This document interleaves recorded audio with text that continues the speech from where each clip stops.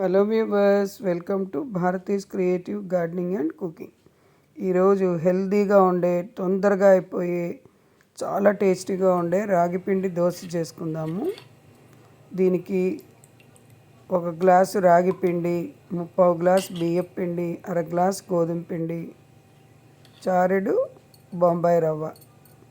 వాటిలో ఉప్పు, కారం, జీలకర్ర, పచ్చిమిర్చి, కొత్తిమీర, కరివేపాకు చాప్ చేసి సన్నగా వేసుకుని ఒక అరగంట నానబెట్టుకొని ఇట్లా జారుడుగా కలుపుకోవాలి.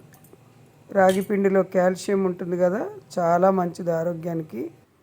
పిల్లలకు కూడా, పెద్దవాళ్ళు ఎవరైనా తినచ్చు. చక్కగా పెనం కాల్చుకొని ఇలా దోశలాగా పోసుకోవాలి. దీంట్లోకి టమాటా చట్నీ కానీ ఏదైనా బాగుంటుంది.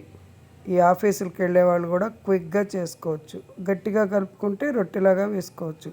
చేసుకుని తిని ఎలా వచ్చిందో కామెంట్ పెట్టండి. ఛానల్ లైక్ చేసి సబ్స్క్రైబ్ చేయండి.